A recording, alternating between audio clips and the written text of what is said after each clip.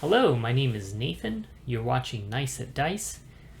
Perhaps you're familiar with the cooperative board game Pandemic about traveling the globe, working together to prevent the spread of disease. Well, today I'm going to be looking at a game called Pandemic Fall of Rome, which takes some of the mechanisms and rules of Pandemic, but changes the theme to the 5th century and the events surrounding the fall of the Roman Empire. I'm going to show you a quick summary of how the game plays, and then I'll give you my thoughts on it. So what we have here is a setup of Pandemic Fall of Rome as it would be in the beginning of the game in a 3-player game. We have the board here where most of the action takes place, and we have over here kind of simulated 3 different player hands. Each player is going to have a roll card like this, which will indicate the color of your pawn on the board, as you can see here, and also a special ability that just makes you a little bit distinct from all the other players. Then the cards in your hand are for the most part going to be city cards like this one.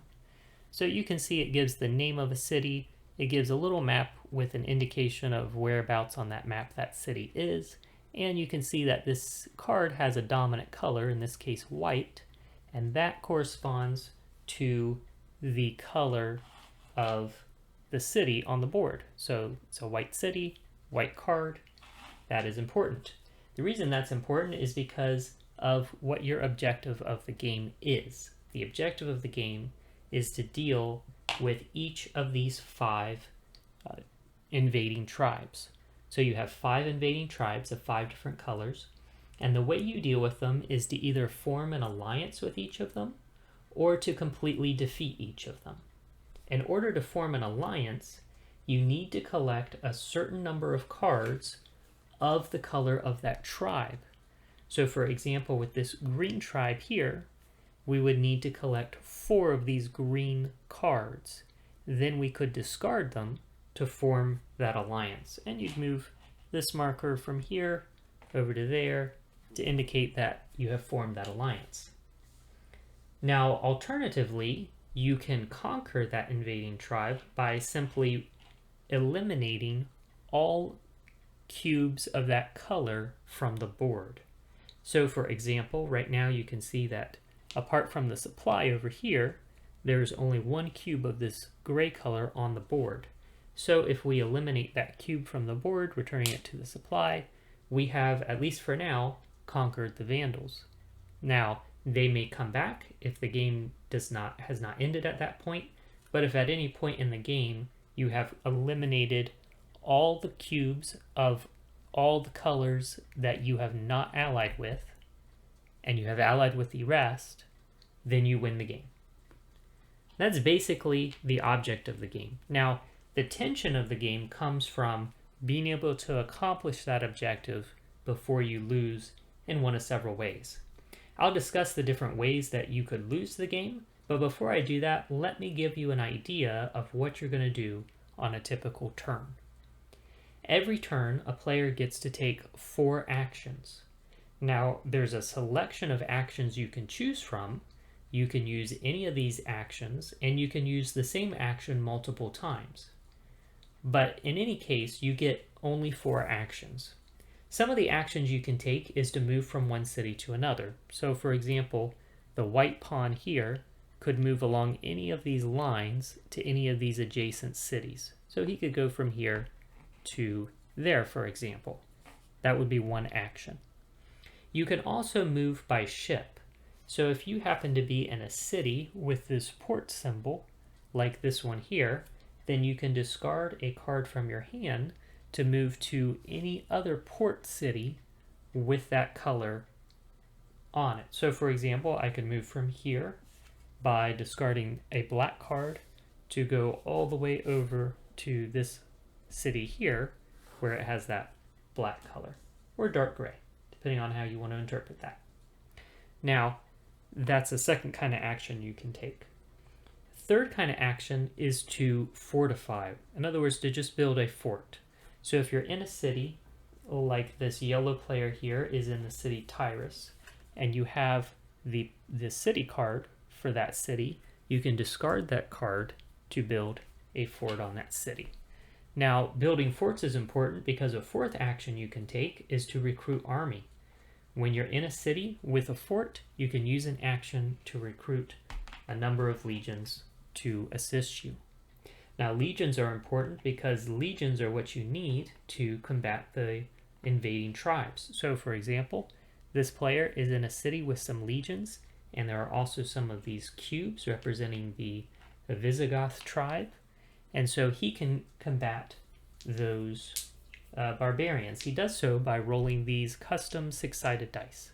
So, for example, he could roll something like this, and now he's rolled a number of results that would remove some cubes, but would also remove some of the legions there. So there can be casualties on both sides. And these results, dice can produce a number of different results, which I will not explain all of them, but basically they all involve removing some cubes or removing some legions. Now, a sixth action that you can take is to plot. And that basically means if you are in the city with another pawn and you happen to have the card for that city, such as this player does, he could use an action to either give this card to the other player, or if it was the other player's turn, he could use an action to take this card from that player, if the other player approves of that. So that's another action, obviously an important action because it helps you to get multiple cards of the same color into a single player's hand so that they can then turn those in to form an alliance. And finally, once you have formed an alliance, like for example, let's say we had used 3 blue cards to form an alliance with the Ostrogoths, and then you are in a city where there are some blue Ostrogoth cubes, and you have a blue card in your hand, you can discard that blue card to enlist those barbarians that you've allied with. So you'll remove those cubes, putting them back in their supply, and you'll replace each of them with another legion. Those are all the basic actions of the game. Like I said, you're going to take 4 actions on your turn. It can be any combination of the actions I mentioned. You can perform the same action multiple times if you like. And after you've performed your 4 actions, you're going to draw 2 cards from this player deck. These cards will be usually cities, and they will go into your hand.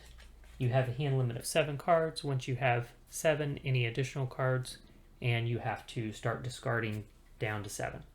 After you've drawn 2 player cards, you're going to draw some cards from the invasion deck. You can see that there's already a discard pile for the invasion deck at the beginning of the game. That's because some cards are stored in the discard pile, and that's how we determine the random placement of some of these cubes at the beginning of the game. But you'll draw a number of cards from here. It starts out at 2. It gets to be a larger number of cards as the game progresses, and then you have to add some cubes to the board based on the cards that you've drawn here. Now, it's a little complicated how this works, but basically the best way to understand it is that the tribes are invading from where these supplies are. So as you can see, for example, with the Vandals here, they have a supply at this spot, and they have a line that can be traced from their supply over to this city here. So the Vandals will always tend to enter the board along that path, and then they'll kind of make their way all the way around until they get to Roma, which is the capital. Now, as you play the game, you're going to be adding cubes to the board in various cities, and at some point you may get to a point where you would have to add a 4th cube of a color to a city that already has 3 of that color. When that happens, instead of adding the 4th cube, the city gets sacked. When the city gets sacked, you move this card or this marker down here on this track, and you add some more cubes to each adjacent city to the one that got sacked. Now, if this marker ever gets to the bottom of the track, that's one of the ways that you can lose the game. Another way you can lose the game is as you're putting more of these cubes out on the board, you may eventually get to a point where you need to add more cubes to the board, but there are none left in the supply. That's another way you can lose the game. Another way you can lose the game is if Roma, the capital of the Roman Empire, ever gets sacked, then you automatically lose the game. And the final way you could lose the game is if you get to the bottom of the player deck and you have not accomplished your objectives.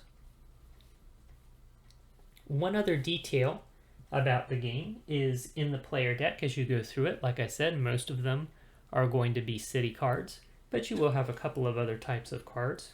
For example, you will have event cards that look sort of like this. Event cards go in the player's hand. Most of them can be played at any time. They don't require the use of an action, but they do something good for you. Event cards in this version of Pandemic have an added feature, which is that they have a basic effect and then they have an advanced effect. The advanced effect requires you to move this token down the track, representing the growing corruption in the Roman government. But it does provide a more powerful effect, so there's a give and take there. And then another type of card that you'll find in the player deck is this card, which is called a Revolt. When you draw a Revolt, it doesn't go into your hand, it immediately gets discarded. You increase the rate at which invasion cards come out of the invasion deck. You take one card from the bottom of the invasion deck, and you add 3 cubes of that color to that city. This is a dangerous thing when it happens, because not only are you adding a lot of cubes to the board right away, but this can happen anywhere in the empire, not just along the borders of the empire from which the tribes normally invade. Then you're going to take all of the cards in the discard pile for the invasion deck, you're going to shuffle them up, and then you're going to put them back on top of the invasion deck, thus intensifying the concentration of attacks in the areas that you've been attacked so far. So like I said, you're going to take turns, taking 4 actions, drawing 2 player cards, drawing some cards from the invasion deck, resolving those, and you're going to go around hoping that you can accomplish your objective of either securing alliances with each tribe or completely eliminating from the board any tribes you have not allied with. And you want to do that before any of the multiple things that could make you lose might happen. So hopefully that gives you a general idea of how the game is played. However, what did I think of the game? Well, I've always enjoyed Pandemic. I think that the original Pandemic sets a nice bar for what a good cooperative board game should be. I like that tension between trying to accomplish a relatively straightforward goal, but doing so before any of a number of things could happen to make you lose. And Pandemic Fall of Rome accomplishes basically the same thing. So I would say overall it's a good game. I would recommend it. Now, what sets this apart from base Pandemic is a number of innovations.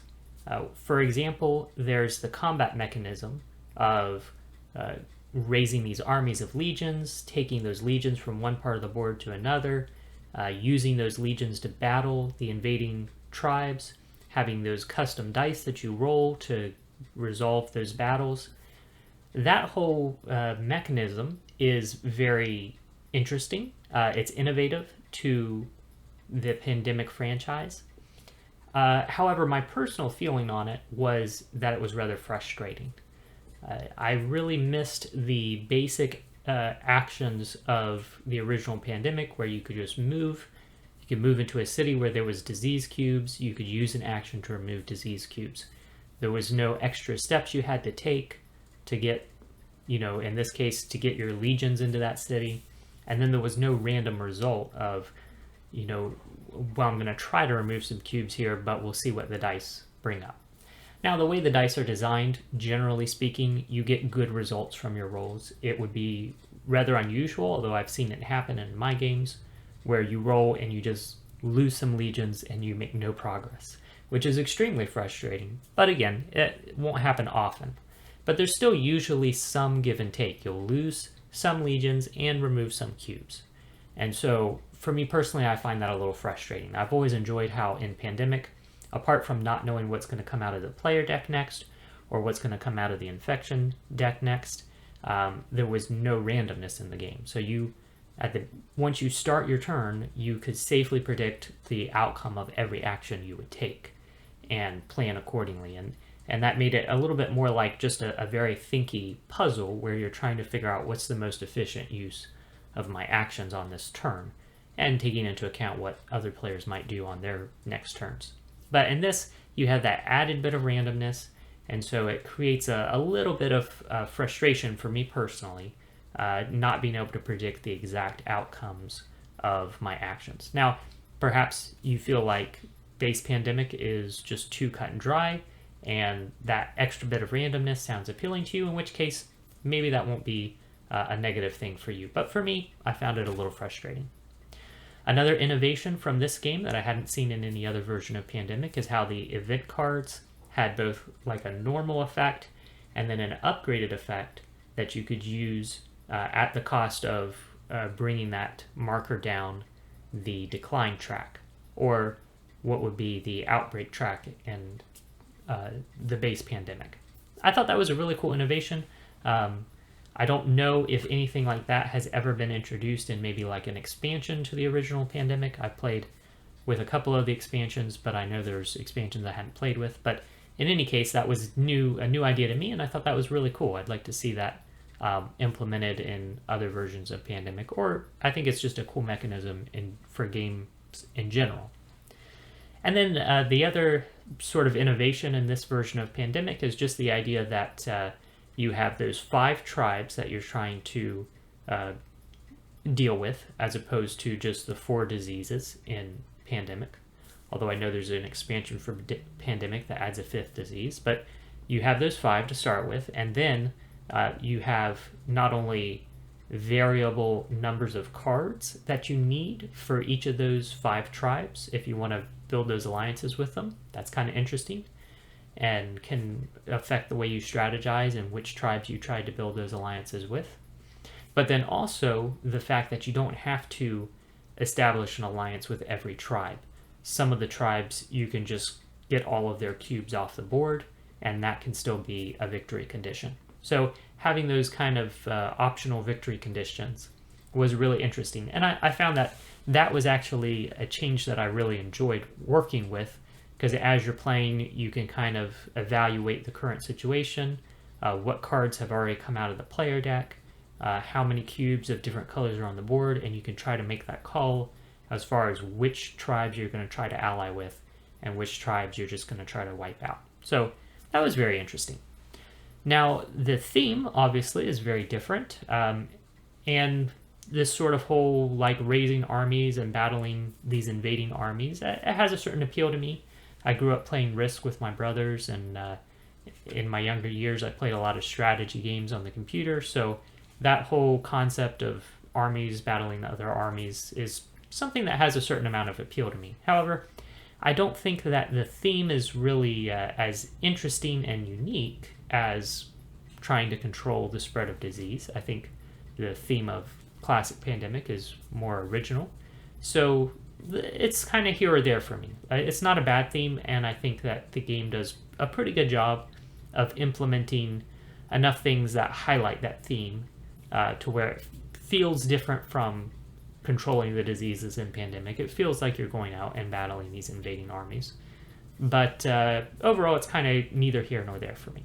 So overall, I would say that this game is probably a little more challenging than base Pandemic. It's certainly a little more complex. It kind of feels to me like base Pandemic with 1 or 2 expansions added onto it. And so if you're familiar with the base Pandemic and you're looking for something a little more advanced, or this sort of warfare type, ancient warfare theme appeals to you, then I would say check out Pandemic Fall of Rome. It's not a bad game by any means. But if you have not played any version of Pandemic, don't start with this one. Start with the base Pandemic. Or maybe another one that if the theme just really appeals to you. But overall, this is going to be a more challenging game to get into and a more challenging game to play well at. So those are my thoughts on Pandemic Fall of Rome. Thank you for watching. Again, my name is Nathan. You're watching Nice at Dice, and you enjoy the rest of your day.